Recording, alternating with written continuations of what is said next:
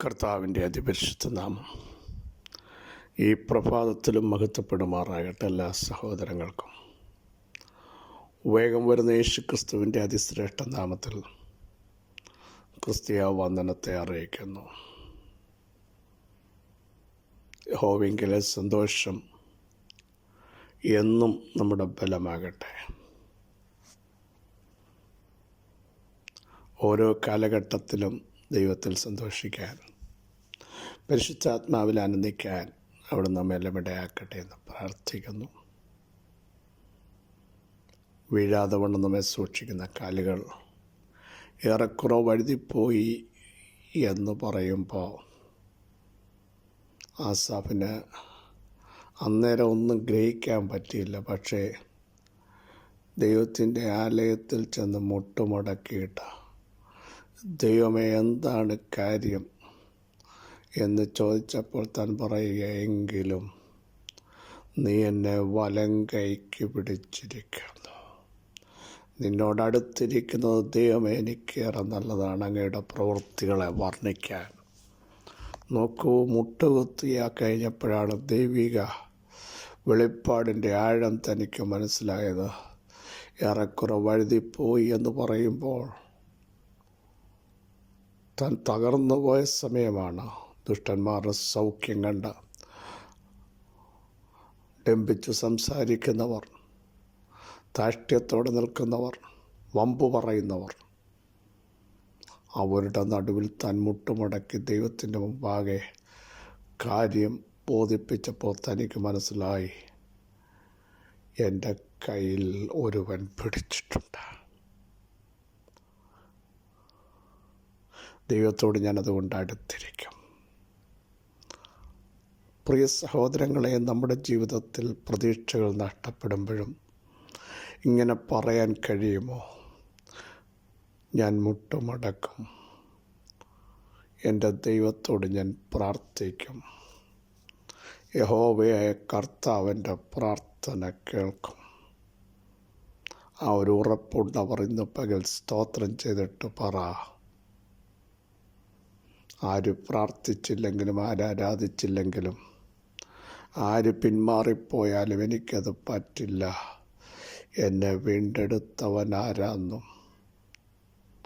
എന്നെ സൃഷ്ടിച്ചവൻ ആരാന്നും, ആരുടെ വാക്ക് കേട്ടാണ് ഞാൻ ഇറങ്ങിയതെന്നും എനിക്കറിയാം. പിൻപറ്റാൻ കൊള്ളാവുന്ന ഒരുവൻ, എത്തിക്കേണ്ടിടത്ത് എത്തിക്കാൻ കഴിവുള്ളവൻ, വഴിയിൽ ഉപേക്ഷിക്കാത്തവൻ, കരങ്ങളിൽ വഹിക്കുന്നവൻ, കണ്ണുനീര് തുടയ്ക്കുന്നവർ, കൂട്ടുകാരിൽ പരമായി ആനന്ദതൈലം കൊണ്ട് അഭിഷേകം ചെയ്യുന്നവർ, കാലങ്ങളെയും സമയങ്ങളെയും കാലഗതികളെയും മാറ്റുന്നവൻ, അവിടുന്ന് എൻ്റെ ദൈവമാണെന്ന് നമുക്ക് ശക്തമായി വിളിച്ചു പറയാൻ കഴിയണം. സ്തോത്രം. അബ്രഹാം, ഇസ്ഹാക്ക്, യാക്കോബ് തുടങ്ങിയ പിതാക്കന്മാർ ദൈവത്തെ കാണേണ്ടതുപോലെ കണ്ടു, അറിയേണ്ടതുപോലെ അറിഞ്ഞു. ദൈവം അവർക്ക് വേണ്ടി എഴുന്നേറ്റ് വന്നു.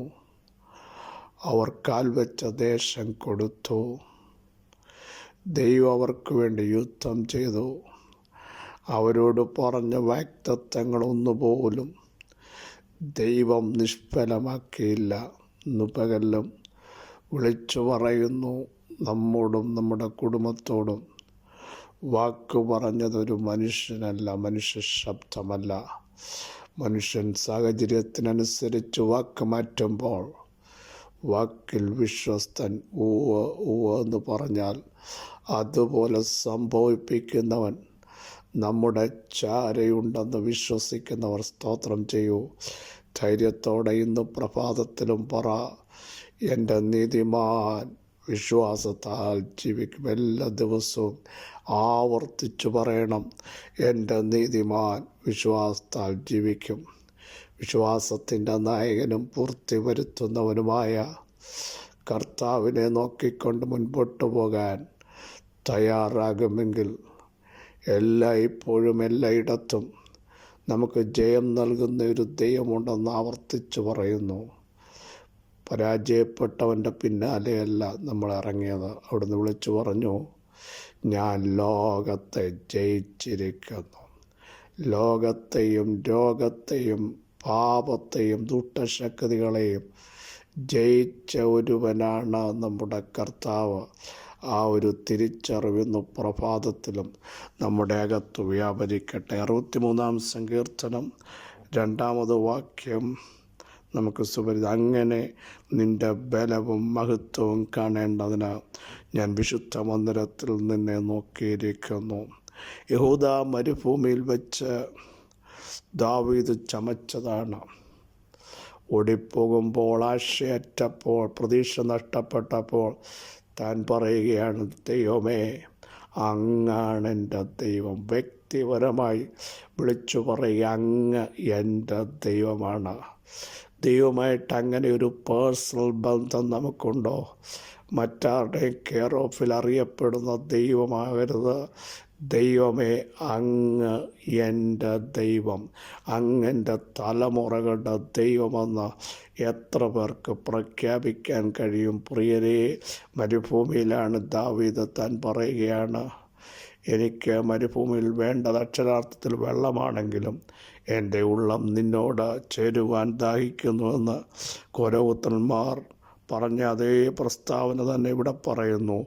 വെള്ളമില്ലാതെ ഉണങ്ങി വരേണ്ട ദേശത്ത് എൻ്റെ ഉള്ളം നിനക്കായി, ദൈവത്തിൻ്റെ പ്രസൻസിനായി, ദൈവത്തിൻ്റെ ശബ്ദത്തിനായി, ദൈവത്തിൻ്റെ സാമീപ്യത്തിനായി വാഞ്ചിക്കുന്ന ഒരു ഭക്തനാണ്. പ്രതികൂലം വരുമ്പോൾ, മരുഭൂമിയുടെ അനുഭവം വരുമ്പോൾ, ആരും സംസാരിക്കാനില്ലാതിരിക്കുമ്പോൾ, ഒറ്റപ്പെടുമ്പോൾ, വരൾച്ചകൾ വരുമ്പോൾ, ഉഷ്ണം തട്ടുമ്പോൾ പേടിക്കാതെ വിളിച്ചു പറയണം, ഞാനും ദൈവവും തമ്മിൽ ഒരു ബന്ധമുണ്ട്.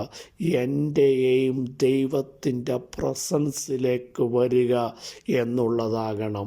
പ്രൈസ് ദി ലോർഡ് പറയാൻ കഴിയുമോ? എന്നിട്ട് പറയും നമ്മുടെ കുറിവാക്യം, അങ്ങനെ ദൈവം എനിക്ക് കാണേണ്ടത് അങ്ങയുടെ ബലം, അങ്ങയുടെ മഹത്വം എനിക്കൊന്ന് വെളിപ്പെടുത്തണം. പ്രൈസ് മുട്ടുമടക്കി പ്രാർത്ഥിക്കുക. അങ്ങനെ നിൻ്റെ ബലവും മഹത്വവും ഒന്ന് കാണേണ്ടത്. ദൈവം മോശയോട് പറഞ്ഞു, ഞാൻ പറവോനെ എൻ്റെ ബലവും മഹത്വവും കാണിക്കും. ഇസ്രായേലിൻ്റെ ദൈവം ആരാണ്? ഇവരെ വിട്ടയക്കാൻ അവൻ ആര് എന്ന് പറവോൻ മോശയോട് ചോദിച്ചു. ദൈവം പറഞ്ഞു, ഞാൻ എൻ്റെ ബലം, എൻ്റെ മഹത്വം കാണിക്കും. മാത്രമല്ല, കാണിച്ചു കഴിഞ്ഞപ്പോൾ ഫറവോൻ്റെ അടിത്തറകൾ ഇളക്കി, കൊട്ടാരം മുതൽ കുടിൽ വരെ കടിഞ്ഞൂൽ സംഹാരം നടന്നപ്പോൾ ഫറവോൻ പറയുക, നിങ്ങൾ പോയി ആരാധിച്ചു, എനിക്ക് കുഴപ്പമില്ല. അങ്ങനെ ആരാധിക്കാൻ ജനം പുറപ്പെട്ട മരുഭൂമിയിൽ വന്ന് അതിനുശേഷം ചെങ്കണ്ട മുമ്പിൽ വന്ന് നിന്നപ്പോൾ ഫറവോൻ പറഞ്ഞു, ഞാൻ പിടിക്കും. പിന്തുടർന്ന് ദൈവം പറഞ്ഞു, നിൻ്റെ ആശയം അതാണെങ്കിൽ എൻ്റെ ആശയം അതല്ല. എൻ്റെ ആശയം എൻ്റെ ജനത്തെ അക്കരെ എത്തിക്കുക എന്നുള്ളതാണ്. ഫറവോൻ പറഞ്ഞു, വിടത്തില്ലെന്ന്. തമ്പുരാൻ പറഞ്ഞു, ഞാൻ ഫറവോൻ്റെ മേലും അവൻ്റെ രഥചക്രത്തിൻ്റെ മേലും എൻ്റെ മഹത്വം, അല്ലെങ്കിൽ എന്നെ തന്നെ ഞാൻ വെളിപ്പെടുത്തും. പ്രിയരെ, ദൈവത്തിൻ്റെ ബലം വെളിപ്പെടുത്തിയപ്പോൾ ഫറവോൻ്റെ ചക്രം, അതിൻ്റെ പ്രയാണത്തെ ദൈവം തെറ്റിച്ചു. പിന്നീട് നടന്ന സംഭവം നമുക്കറിയാം. ദൈവത്തിൻ്റെ ബലം ദൈവം ആഴിയിൽ വെളിപ്പെടുത്തിയപ്പോൾ ഇരമ്പി മറിയുന്ന ചെങ്കടൽ വഴിമാറി. എന്നുവെച്ചാൽ മോശയുടെ ഭുജത്തിൻ്റെ മേൽ യഹോവയുടെ മഹത്വമുള്ള ഭുജം, ഒന്നുകൂടെ പറഞ്ഞാൽ യഹോവയുടെ മഹത്വം ഇറങ്ങിയപ്പോൾ ചെങ്കടലിന് പിടിച്ചു നിൽക്കാൻ പറ്റില്ല, ചെങ്കടലിന് മാറിയേ പറ്റൂ. ഇന്ന് പകൽ വിളിച്ചു പറ, കർത്താവേ, അങ്ങയുടെ ബലവും മഹത്വവും വഴിമാറത്തില്ലെന്ന് പറയുന്ന വിഷയത്തിന്മേൽ, വിലങ്ങുതടി പോലെ നിൽക്കുന്ന വിഷയത്തിന്മേൽ, വാദിച്ചു നിൽക്കുന്ന അന്ധകാര മണ്ഡലങ്ങളുടെ മേൽ പിടിക്കുവാൻ, പിന്തുടരാൻ നിൽക്കുന്ന ശക്തിയുടെ മേൽ വെളിപ്പെടുത്തണമേ ഒന്ന് പ്രാർത്ഥിക്കും. മാത്രമല്ല, എൻ്റെ പേഴ്സണൽ ലൈഫിൽ അങ്ങയുടെ ബലം ഒന്ന് വെളിപ്പെടുത്തണം. അങ്ങയുടെ പ്രസൻസ്, അങ്ങയുടെ ഗ്ലോറി എൻ്റെ ക്രിസ്തീയ ജീവിതത്തിൽ ജീവിതത്തിൽ സ്പിരിച്വൽ ലൈഫിൽ വെളിപ്പെടുത്തണമെന്ന് പ്രാർത്ഥിക്കും. മാളിക മുറിയിൽ കർത്താവിൻ്റെ മഹത്വം ഗ്ലോറി ഇറങ്ങിയില്ലേ? പരിശുദ്ധാത്മാവിൻ്റെ സാന്നിധ്യം ഇറങ്ങിയില്ലേ? പത്മോസിൽ ഇറങ്ങിയില്ലേ? പേഴ്സണലായി പ്രാർത്ഥിച്ച പത്രോസ് ആത്മവിവശതയിൽ എത്തിയില്ലേ? ദൈവത്തിൻ്റെ ഗ്ലോറി ഇറങ്ങിയില്ലേ? മറുരൂപമറയിൽ ആ ദൈവ തേജസ് ഇറങ്ങിയില്ലേ? പ്രാർത്ഥിക്കാൻ തയ്യാറായി. കർത്താവേ, അങ്ങനെ ഞങ്ങളുടെ ബലവും മഹത്വവും ഞങ്ങൾക്ക് വേണ്ടി ഒന്ന് വെളിപ്പെടുത്തണമേ എന്ന് ആഗ്രഹിക്കുന്നവരെ തൃപ്തിപ്പെടുത്തുന്ന ദൈവം, അവിടുത്തെ ആത്മാവ് നിങ്ങളുടെ മേൽ വരികയാണ്. ആ ബലം വന്നാൽ മാനുഷിക ബലങ്ങൾ, മാനുഷിക ശക്തികളൊക്കെ പരാജയപ്പെടുന്നിടത്ത് ദൈവത്തിൻ്റെ ബലം, ദൈവം യഹോവ തൻ്റെ ജനത്തിന് ശക്തി നൽകി. നമ്മളെ അനുഗ്രഹിക്കുന്ന ദൈവം, ആ ശക്തി, ആ ബലം ബലഹീനതയിൽ തികഞ്ഞു വരും. ആ ബലം ചിലതിനെ എഴുന്നേൽപ്പിക്കും. ആ ബലം വന്നാൽ വഴിമാറേണ്ടത് വഴിമാറും. ആ മഹത്വം ഇറങ്ങിയാൽ ഒരു ശക്തിക്കും അതിനെ തടയാൻ പറ്റില്ല. യേശുവിൻ്റെ നാമത്തിൽ പിതാവേ, ഞങ്ങളുടെ വചനത്തിൻ്റെ ശക്തി ഞങ്ങൾ ഏറ്റെടുത്ത് പ്രാർത്ഥിക്കുന്നു. അങ്ങനെ ഞങ്ങളുടെ ബലവും മഹത്വവും കാണേണ്ടതിന് ഞങ്ങൾ അങ്ങയുടെ മുമ്പാകെ മുട്ടുമടക്കുന്നു. അത് ഇന്ന് പകൽ ഞങ്ങൾക്ക് വേണ്ടി വെളിപ്പെടുത്തണമേ. എവിടെ വെളിപ്പെടുത്തണമോ അത് ദൈവം ചെയ്യുന്നതിന് സ്തോത്രം. എവിടെ കർത്താവെ അത്ഭുതങ്ങൾ ചെയ്യണമോ അതിന്ന് പ്രഭാതത്തിൽ സംഭവിച്ചിരിക്കാൻ സ്തോത്രം. ഞാൻ യഹോവ എല്ലാ കാലത്തും അതുകൊണ്ട് വാഴ്ത്തും.